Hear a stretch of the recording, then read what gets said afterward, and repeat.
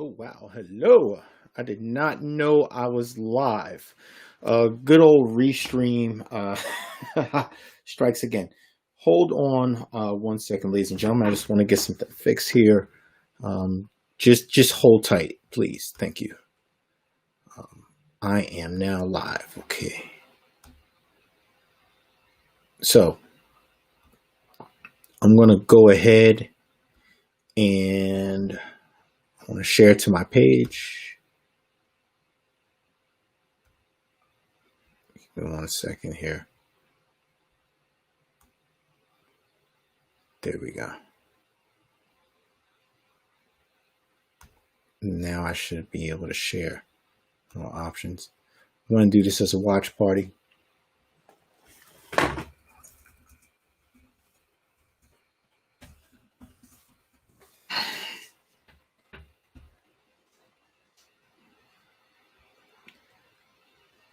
All right. So I am officially live. Hold tight.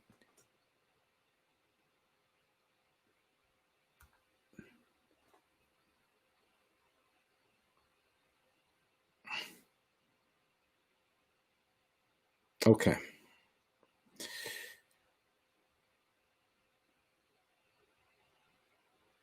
Can everybody hear me? Can you just put in the chat if you can hear me? I just want to make sure my microphone is on.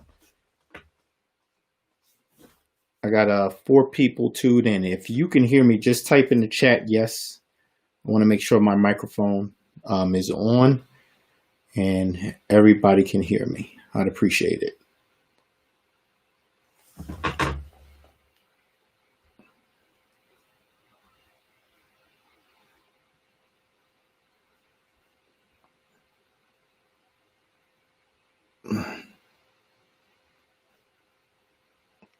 This is a headache.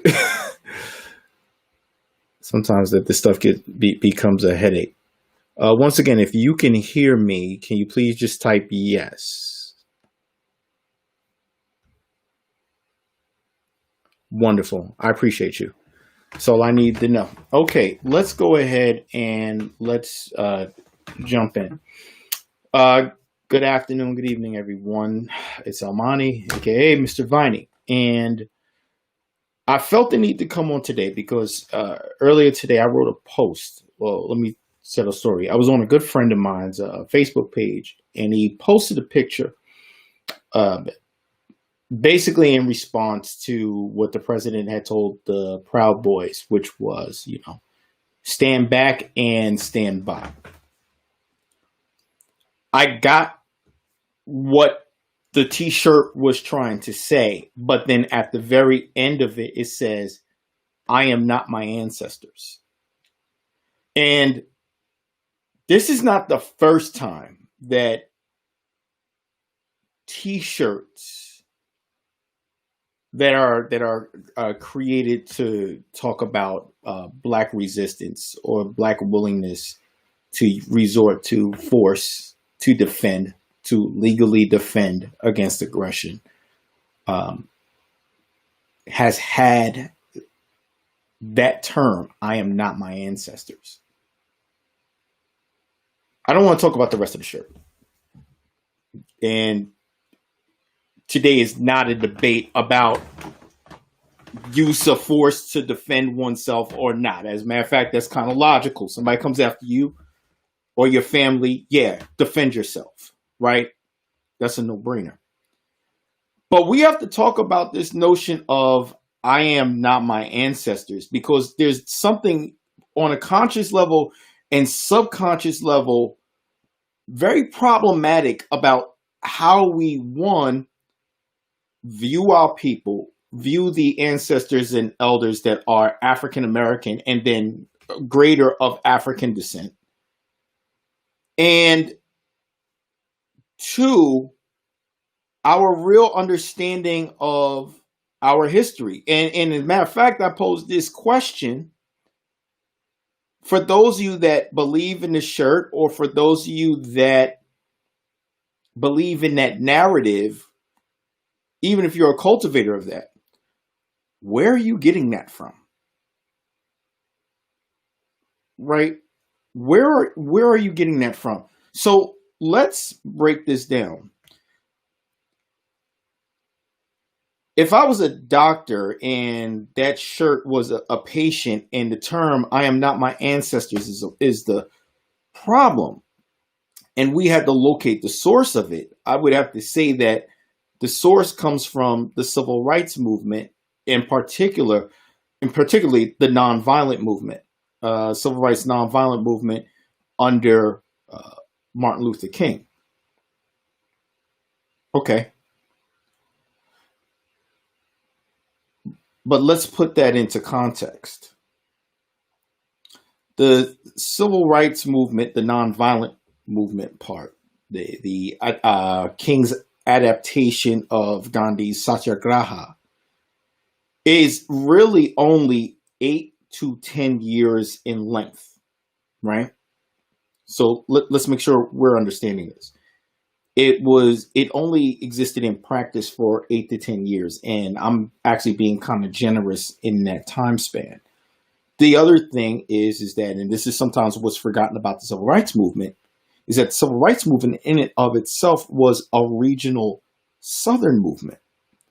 So really, the states of Georgia, up through the Carolinas is really the concentration of where the civil rights movement, in terms of the practice of nonviolence, really takes place. Of course, interstate, with the Freedom Riders as well. But once again, that does not account for close to 400 years of Black resistance to enslavement, oppression, systemic racism.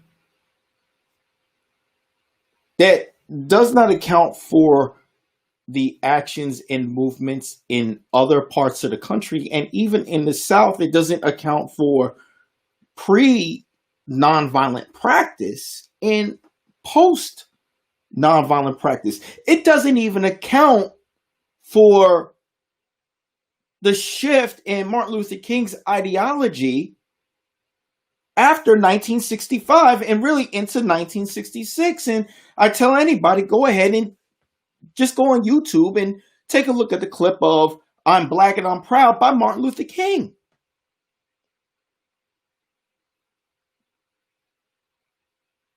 So from a historical standpoint, this idea of, let's get into, what's that message say? I'm not my ancestors. I'll get to questions and comments in a second.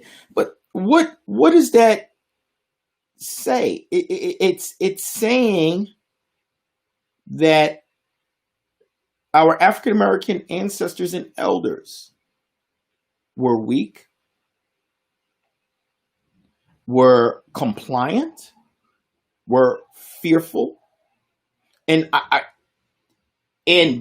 that dare say cowardly. Once again, when you talk about the innuendo in terms of "I'm not my ancestors," as if our ancestors sat there and took on the brutality and did nothing.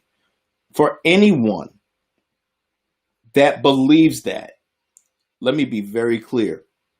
You are subscribing to Eurocentric history.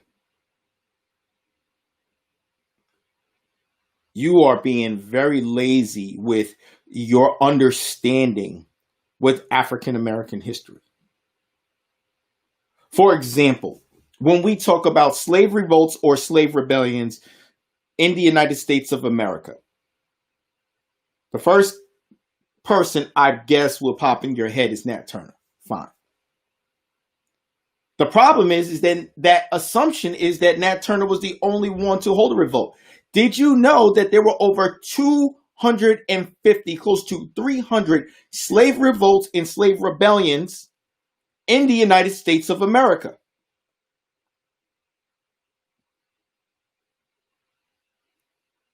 So imagine if history textbooks noted and documented the 250 different Slave revolts and slave rebellions.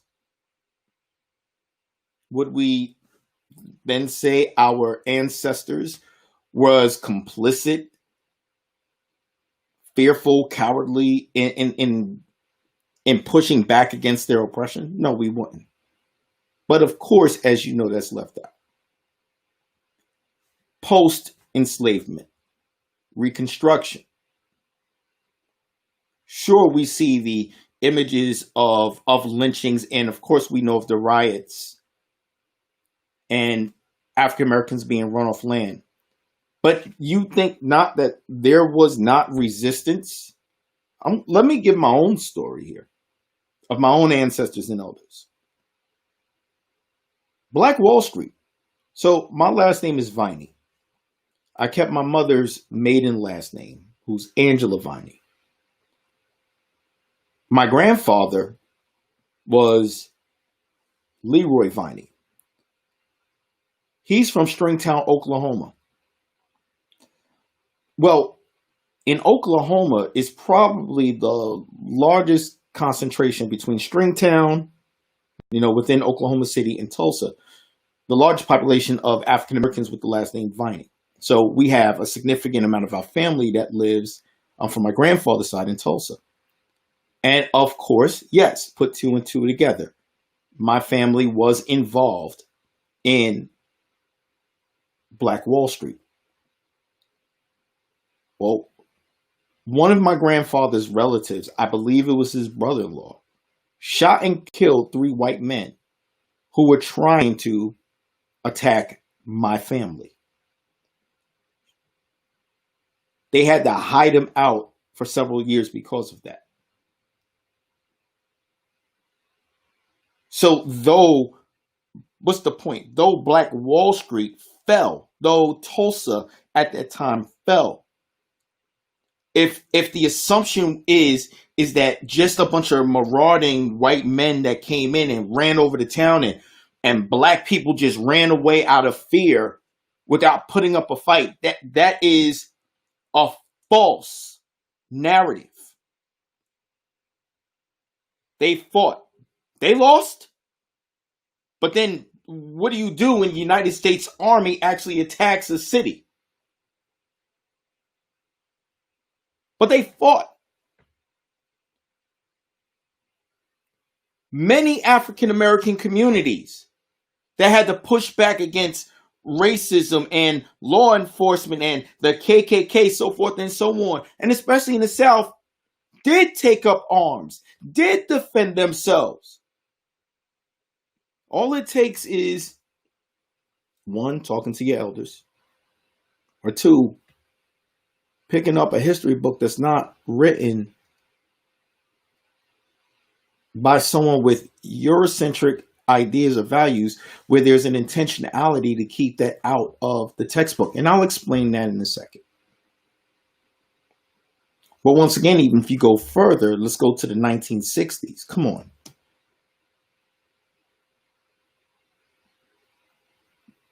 I want to make a caveat too, because there's strength in the nonviolent movement. There's strength in turning the other cheek.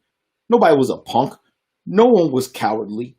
And the fact that we look at them in disrespect, look at them as shame, how dare us?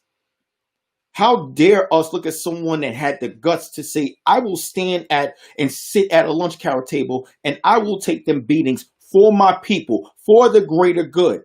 You cannot be a coward and do that.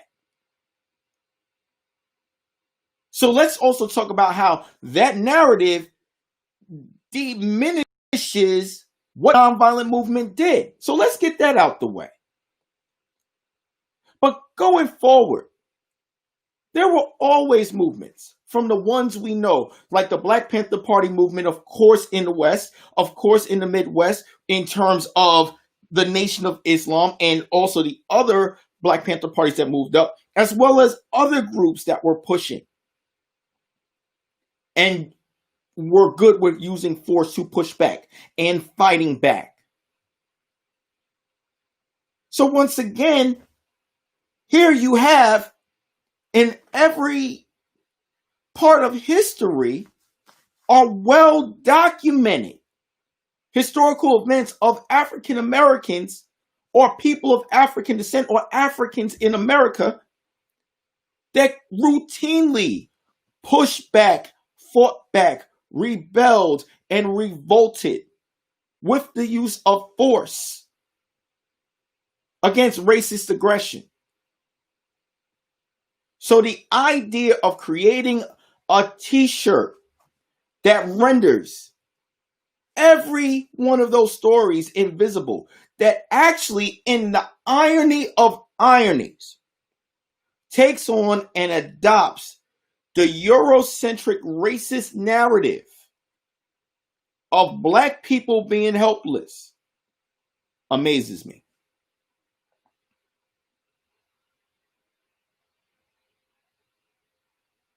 Because that's the only way. Now, I want anybody that's reading that shirt, ask yourself really, where'd you get that idea from? What confirmed that idea that I am not my ancestors? History book, television was promoted there. Who sets the narrative for African Americans? Who sets the narrative for what we highlight and what we celebrate? Have you ever stopped and thought about that?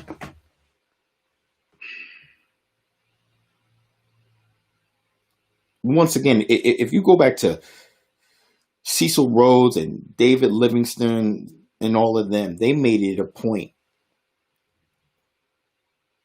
way before enslavement.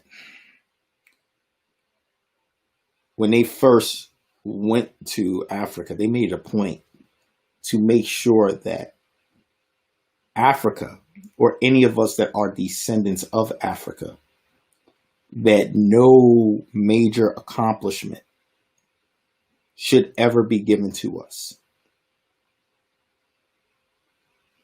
If you read history textbooks,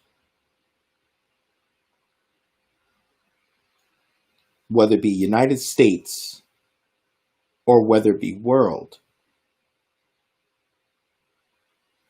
rebellions and revolutions are consistently highlighted, amplified, and celebrated as achievements. The American Revolution, the French Revolution, the Glorious Revolution,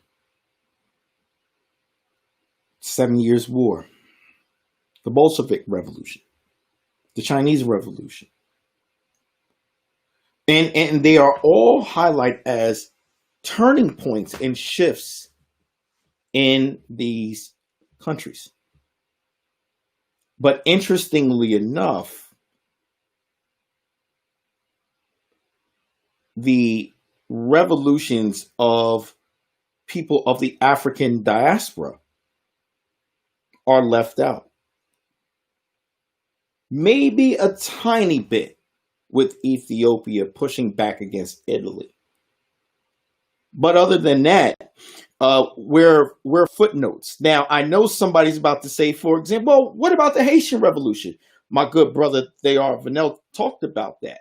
Let's take the Haitian Revolution because I think that actually makes the point.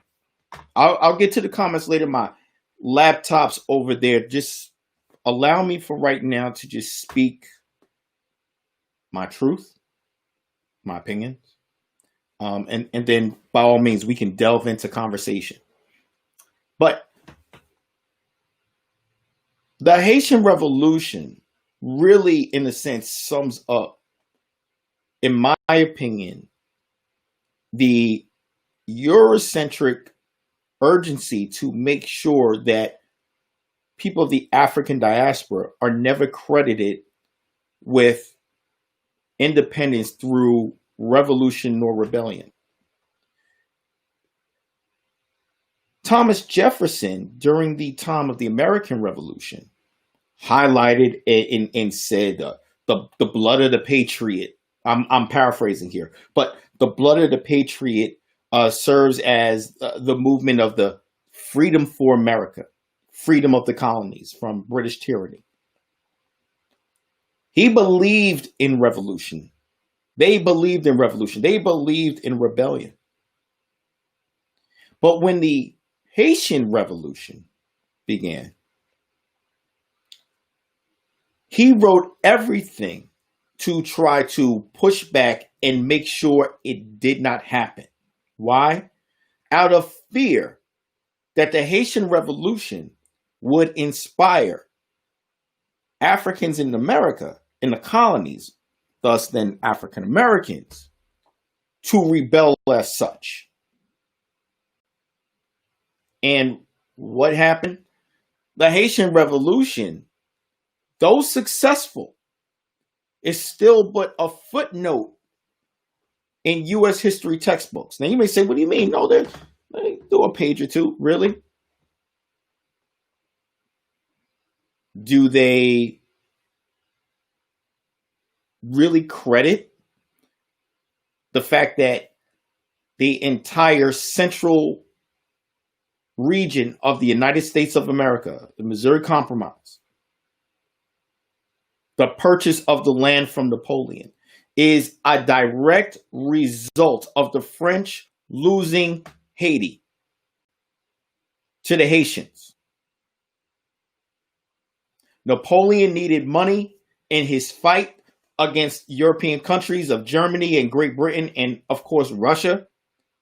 Once he lost control of Haiti, he also lost control. Remember, the Midwest, the middle of America, was French owned. He sold that land to America. That does not happen if the Haitians do not defeat the French. So, but yet, are the Haitians, and is the Haitian Revolution credited for being responsible for the United States of America looking geographically as it does today? No. It's rendered invisible. And if we're talking world beyond the Haitian Revolution, do we talk about the slave revolutions in Cuba? Do we even touch upon the Maroons of Jamaica? There's very little discussion and talk about any true revolution or rebellion, no matter how large or small, whether it be in the United States or beyond. It's rendered invisible from the textbooks. Why? Because you can't inspire that. You can't inspire people to do that.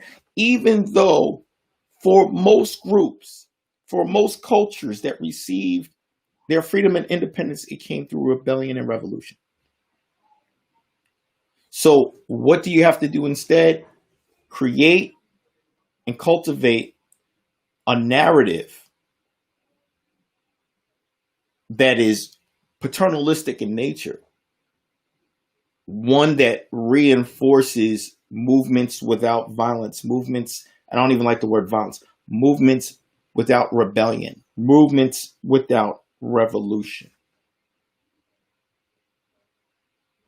so that the narrative of complicity and weakness stay. And so recognize, to all my so-called woke, pro-Black power, stand tall people that wear those shirts, nobody gives a damn about the fact that you standing tall versus the Proud Boys. Okay, that's fine. Salute to you. But that line, I am not my ancestors, you are reinforcing the Eurocentric narrative that you've been fed, because you've rendered invisible your people, timeline, and truth. And truth. You've rendered it invisible. You think you're showing respect to your people when in truth, you're spitting on them. It's showing, and I might be ruffling some feathers. I don't know. I'll look at the comments in a second, and maybe I'm about to get killed in the comments, whatever. But you're showing your limitations of the depth of knowledge that you have about your people in the history of your people when you wear that shirt. When you wear that statement that says, I am not my ancestors. Sorry, I am. My elders, my descendants defended their families. I am. My elders, my descendants revolted on plantations. I am. I am my ancestors. And in African countries, my descendants fought against European imperialism. I am. You deny your ancestors, you deny your identity. And when we talk about Black identity, it's something I'm going to teach about in the course when my course launches, is about the power of identity and the power of history. This right here shows the problem when one does not really understand one's history, is that you begin to adapt false narratives. When you adapt false narratives, you adapt false perceptions. Well, when you adapt false perceptions, you then cultivate your actions and your ideologies on those. So it does influence how you look at your ancestors, how you look at your elders, how you speak about them, how you teach your children.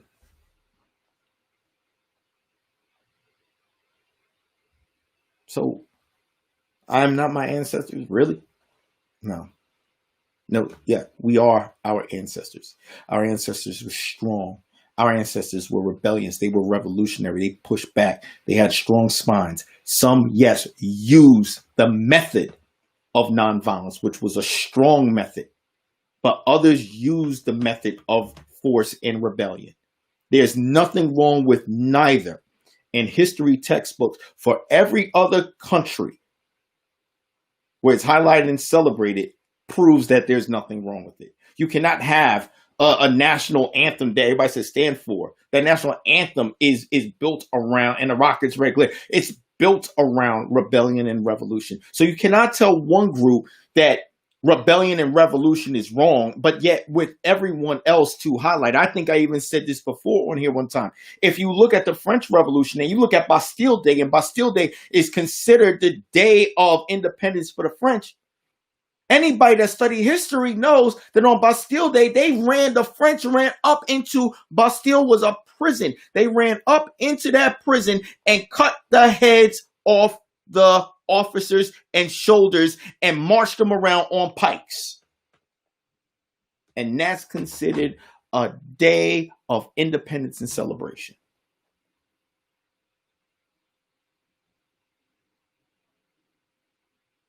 So let's cut this out. Let's stop this. There's nothing proud about wearing those shirts. There's nothing reaffirming in Blackness about wearing those shirts. You do your ancestors, you do the elders, you do all the people that fought, that died, that spilled blood, that stood up against racist and Eurocentric aggression towards Black people, African Americans, and those of the African diaspora. You do them a disrespect and a disservice by wearing that damn shirt. Have the courage and read up on your history so that you can fully embrace rather than reject your ancestors.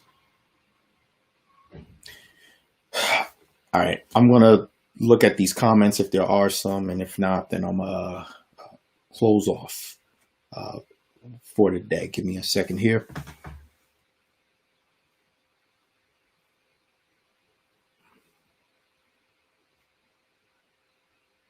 I'm just looking at comments.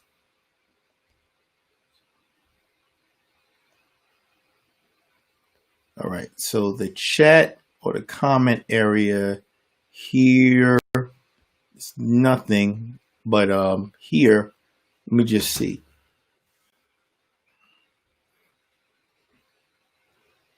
What's up, E. Gibbs? What's going on, people?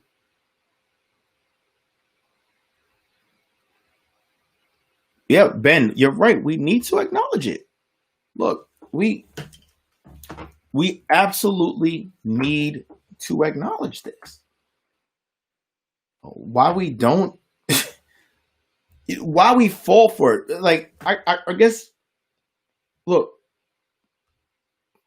my thing is this. Why why didn't anyone just stop and ask the question? What up, Chris? Hey, Brandy, just look up. You'll see. I've been on for a little bit. But why didn't anybody stop and ask the question? Is there something wrong with us talking about we're not our ancestors?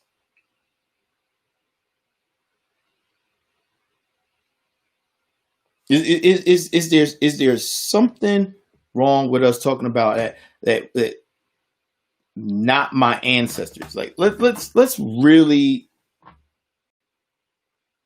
talk about that. Nobody stopped. And what does that say about us where we grasp? And before anybody even says, and listen, you talk about ruffle, I'm gonna ruffle some feathers right now. And I'm gonna ruffle feathers by saying this. How many of you guys, when you saw either that shirt or you saw the shirt says, "Don't let your president get your ass whipped. Sign these hands. I am not my ancestors." How many of you quietly found more of your adrenaline rush? Or how many people, I don't want to say you because I don't want to put that on no one. How many people got their adrenaline more rushed from that last part? I am not my ancestors. If we do some real mirror introspection, you would know that that's an issue. Excuse me for 1 second. Hello. You ready? Oh, okay. This is my daughter. She's just looking. So, I told you I'm going to be free flowing, nothing formal here. But that is, I'm sorry, that is a problem. But let's go ahead. I'm just going to look through comments here, because I've really just I've really just said all I needed to say about this. You know, I would recommend anybody, look at history. Please look, read up on your history. Nat Turner was not the only one to rebel in America. Take blackness out of it for a second. The nature of human beings is to be free and independent.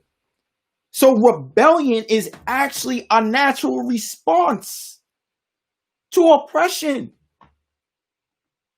So you mean to tell me the millions of people of African descent, of black people, of Africans in America, you mean to tell me that every single one of them just said, "Up, put the chains on me. Oh, I'm good." Oh, out of what? 4 million? Oh, yeah, Nat Turner, he's the only one. Come on, y'all. It's a simple Google search.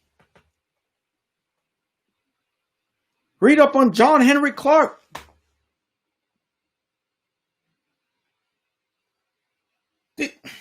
You can't go talking about, oh, the man's his story. Oh, it's his story. Cool, I get that. And then wear a shirt like that. You can't. That's a contradiction.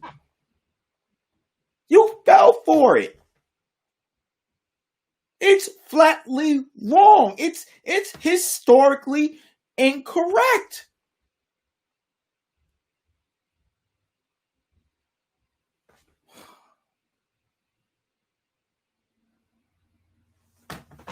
Right, Rosemary. Yeah,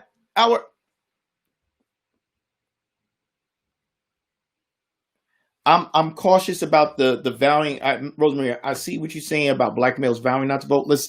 I'm cautious with that because once again, I'm sorry, I'm going to say that's another. We have to be cautious of false narratives, and I love you. But just as we have we stopped, I want to ask a broader question to everybody. Have we stopped and paused to wonder why we accept very comfortably and naturally false generalized narratives about ourselves? So here's the one about ancestors. But I've seen, the narrative about black males. Black males aren't voting. I'm a part of a black fraternity, and do you know how many chapters and of us are donating, have a PAC, are mobilizing people to vote? We run the largest youth leadership program in the country with Kappa League. You know how many chapters got our Kappa Leaguers, young black males out there mobilizing people to vote? But we don't amplify those stories. We routinely accept this one loudmouth black dude that says, I'm voting for Trump, or this one group or small group of black men that says, I'm not voting. And we render invisible the 10 or 15 young Kappa Leaguers or Sigma Beta Club or Black Boy Scouts or just young black teens just out there doing it and signing people up to vote. So we got to be careful of these narratives that's negative about us that we just so easily accept and promote.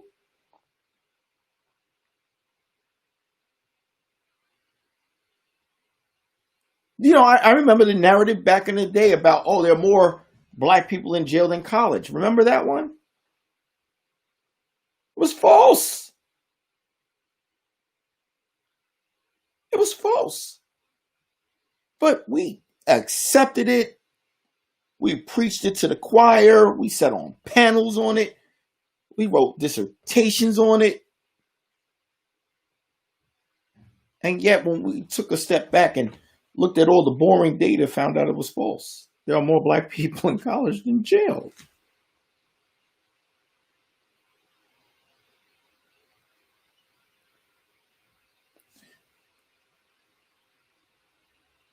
This is one about, I think for African Americans, I think this is a come to Jesus moment with us, which is we have to sit and ask ourselves, why are we so comfortable accepting false narratives about ourselves, putting them out there without taking the time to question them?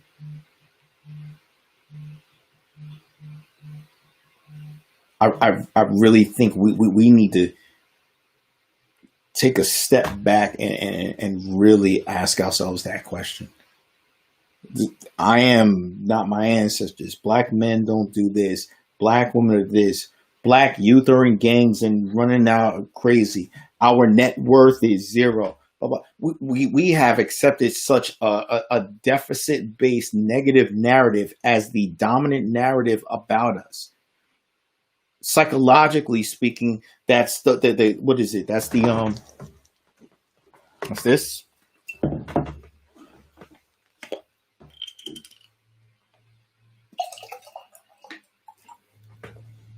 Right? Half empty, half full. If we're always psychologically speaking looking at the narrative of African Americans as half empty, that means and we don't look at the water that we have. That means psychologically speaking, we're always complaining about how thirsty we are. We're constantly thirsty. We don't have enough. We're going to die of thirst. Half full. This is hope. This is positivity. This is moving us forward. This is health. This is fullness. What happens if we render invisible the half-empty part and look full? That doesn't mean complacency. That means we have something to build off of. That means we understand that we have something and that we're strong. We have to stop playing the half full, half empty, or always looking at what we're not. Because who set that narrative up? Who's writing that narrative? Are we really writing a narrative, or are we being parrots and pushing out a narrative that reinforces the false notion of inferiority within Black communities or Black history, so forth and so on? Right? Let me take a look at a couple other questions. Give me 1 second. Dang. Y'all are writing over here. I think part of the issue, Chris, you say part of the issue is we've been conditioned to believe that historically we fought back by fleeing, right? Any acts of physical is inherited. Yeah. We, of course, it's, listen,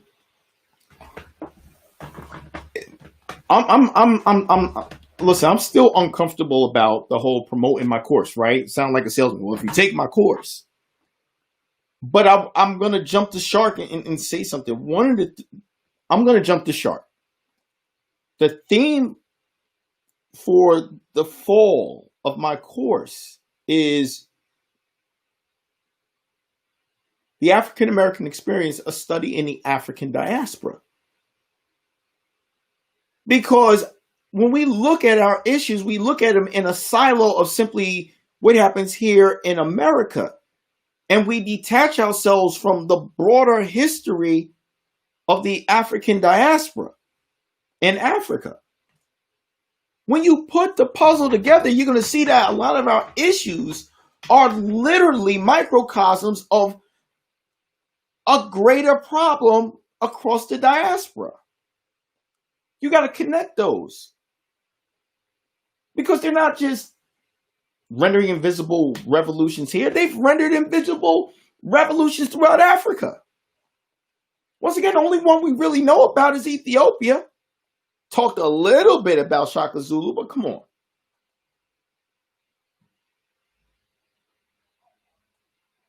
You don't think they suppressed the slave revolutions in Brazil?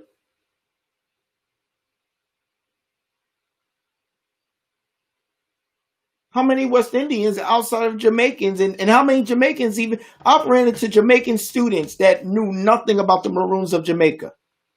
I've taught Jamaican students that knew nothing about the Maroons of Jamaica. So we need to, before we write, before we post, before we push send on the next thing that's negative about quote unquote our ancestors and not fighting back, Black men not voting, Black men not doing this, Black men in jail, Black women this, Black women that, Black children this, Black children that, Black people this, Black. Pause. People, stop. And really ask yourself, where'd you get that from? How come that one gangbanger becomes representative of all Black people versus that one Black scholar? Why are we so apt to have long-winded debates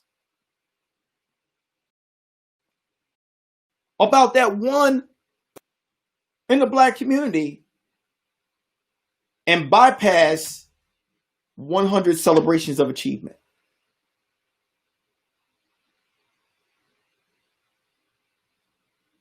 This is all connected. It's